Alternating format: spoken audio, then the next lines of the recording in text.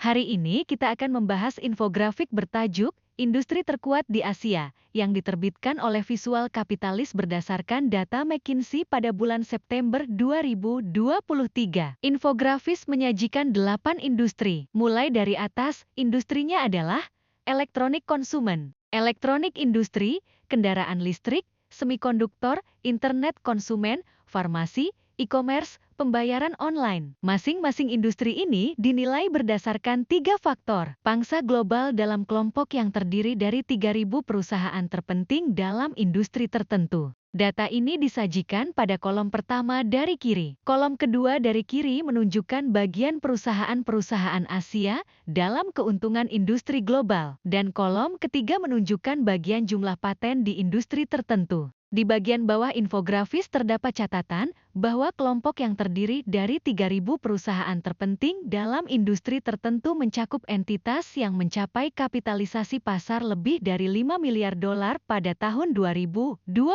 Pada kategori elektronik konsumen, yaitu produksi peralatan elektronik seperti telepon, komputer, peralatan audio, peralatan fotografi, dan televisi, perusahaan-perusahaan Asia mendominasi kelompok perusahaan terbesar di dunia dengan pangsa 69%. Total pendapatan memiliki hasil yang serupa, 64%. Dari segi paten, 77% dimiliki oleh pabrikan Asia. Hampir 4 dari 5 paten di industri ini. Industri elektronik, yaitu robot, komponen lini produksi, sistem kontrol, komponen catu daya, dan sebagainya. Perusahaan-perusahaan Asia mencakup 62% perusahaan terbesar di dunia dan mengendalikan 2/3 pendapatan, 68%. Perlu diketahui bahwa 9 dari 10 paten di bidang ini dipegang oleh orang Asia. Perusahaan-perusahaan Asia telah mencapai dominasi kekayaan intelektual yang lebih besar dalam industri kendaraan listrik. Di sini, 96% solusi berada di tangan Asia dan 4% di luar Asia. Seperti di industri-industri sebelumnya, sekitar 2/3 perusahaan terbesar berasal dari Asia. Pada saat yang sama, harap dicatat bahwa meskipun terdapat kelebihan-kelebihan yang disebutkan,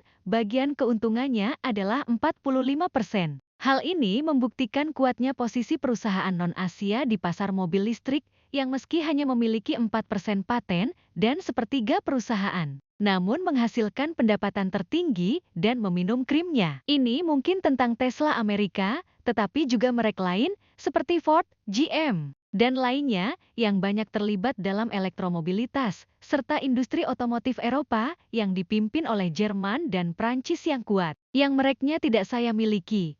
Harus menyebutkannya kepada Anda karena Anda melihat mereka setiap hari di jalan. Ketiga industri yang disebutkan tadi didominasi oleh entitas Asia. Selanjutnya, saya akan membuat daftar industri yang didominasi oleh perusahaan non-Asia. Pangsa perusahaan Asia di antara pemain terbesar di industri semikonduktor adalah 57%. Pangsa paten serupa 54%, bagi hasil 45%. Dan ini sebuah catatan. Industri semikonduktor dibagi menjadi banyak kategori, mulai dari desain, pemrograman, pembuatan mesin semikonduktor, dan pembuatan semikonduktor itu sendiri. Dan yang terakhir ini terutama terlihat di Taiwan, di mana Taiwan Semikonduktor memiliki pabrik terbesarnya. Namun Taiwan Semikonduktor adalah perusahaan global dan kepemilikan sahamnya didominasi oleh investor Amerika. Inilah fakta menarik, dua perusahaan semikonduktor terbesar Amerika,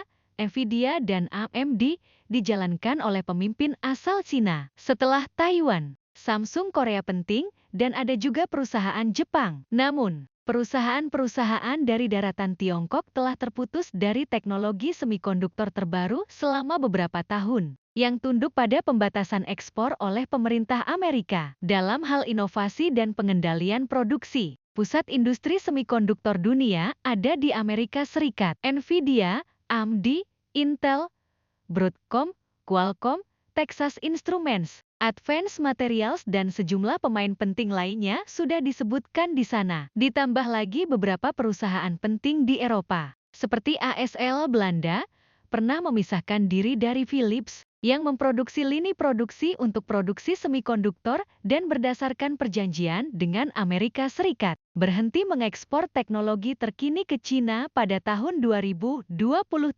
akibat perang dagang yang sedang berlangsung di industri ini. TSMC Taiwan juga memindahkan sebagian produksinya ke AS dan Eropa. Di bidang solusi internet, perusahaan-perusahaan Asia merupakan hampir 40% dari perusahaan-perusahaan terbesar di dunia, menghasilkan 32% pendapatan dan memegang 12% paten. Ini adalah hasil yang cukup buruk dibandingkan negara-negara lain di dunia, di mana perusahaan-perusahaan Amerika seperti Google dan Meta mendominasi kategori ini. Perlu diketahui bahwa cabang industri ini mengalami revolusi 20 tahun yang lalu, dan saat ini industri semikonduktor dan kecerdasan buatan mengalami revolusi serupa. Keduanya mempunyai kepentingan strategis antara lain karena berkaitan dengan pengendalian dan pengolahan informasi. Abad ke-21 adalah abad informasi. Potensi pengetahuan tentang pilihan konsumen, individu dan seluruh masyarakat yang dihasilkan dengan memiliki dan menganalisis informasi dari platform seperti mesin pencari Google,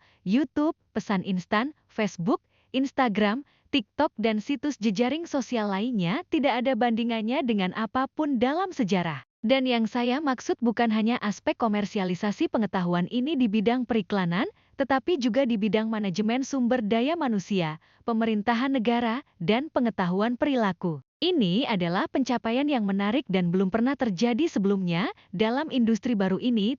Industri bioteknologi dan farmasi tidak hanya terkait dengan produksi obat-obatan, tetapi juga bahan tambahan makanan untuk manusia dan kedokteran hewan. Dan sekarang catatan penting. Tolong pikirkan apa yang akan saya katakan. Populasi Asia hampir mencapai 5 miliar orang, atau 60% dari populasi global. Dalam kasus industri biofarmasi, kita dapat dengan aman menyamakan seluruh populasi dengan volume konsumen. Meskipun terdapat pasar seperti itu, hanya setiap perusahaan terbesar keempat di dunia yang berasal dari Asia. Bagi hasil lebih buruk lagi, 9%, dan bagi hasil paten 3%. Artinya, 97% obat-obatan dan solusi industri lainnya berasal dari luar Asia. Harap diingat bahwa paten adalah kekuatan pendorong utama industri farmasi. Obat generik, yaitu obat yang diproduksi berdasarkan paten yang sudah kadaluarsa, merupakan segmen pasar yang penting, namun di antara perusahaan terbesar. Keunggulan utama terletak pada penemuan baru. Zat yang dipatenkan memiliki margin tertinggi. Nah, fakta menarik yang sulit ditebak dari infografis hari ini. Volume produksi komponen obat terbesar di dunia berasal dari India, sebuah negara di Asia. Saat ini, jumlahnya mencapai setengah dari produksi dunia.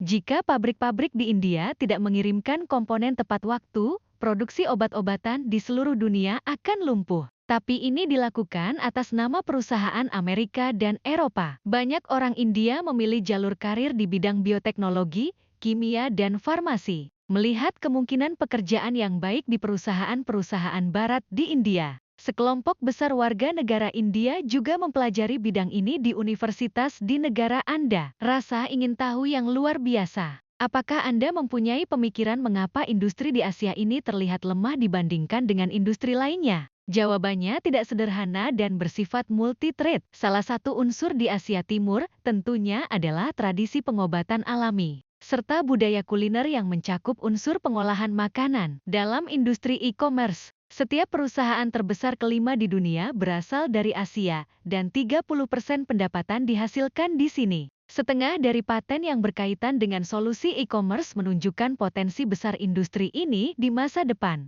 Industri pembayaran elektronik serupa juga memiliki potensi pengembangan yang besar di Asia, karena saat ini setiap perusahaan terbesar kelima dan hampir setiap dolar yang diperoleh kelima berasal dari pasar Asia. Pangsa paten sangat kecil, di bawah 1%. Tapi Anda harus berhati-hati di sini. Ada sebuah aplikasi di Cina bernama WeChat, yang selain sebagai messenger dan banyak fungsi lainnya, juga memiliki modul pembayaran dan digunakan oleh hampir semua orang Cina setiap hari. Jadi, kita bisa membayangkan situasi di mana dominasi pasar oleh satu solusi pada skala yang tidak dapat dicapai di benua lain mungkin tidak tercermin dalam infografis saat ini. Perusahaan Amerika seperti Visa, American Express, Western Union, Dan PayPal adalah raksasa global dalam pembayaran online, namun perbankan sehari-hari banyak orang Amerika masih memiliki elemen kuno seperti pembayaran cek dalam hal penyerapan inovasi teknologi di bidang perbankan online. Wilayah di dunia di mana lembaga keuangan klasik kurang berkembang dan konsumen mulai menggunakan sistem pembayaran dengan diperkenalkannya ponsel pintar memiliki kinerja yang lebih baik. Ini adalah fenomena teknologi premium. Terakhir, catatan teknis. Infografis ini menyajikan 8 industri yang dipilih dari banyak industri. Oleh karena itu, ini bukanlah gambaran yang lengkap, namun kita dapat menarik beberapa kesimpulan yang saya anjurkan untuk Anda lakukan dan saya harap saya dapat menginspirasi Anda. Setidaknya sampai batas tertentu, saya mengundang Anda untuk mengomentari materi ini secara faktual.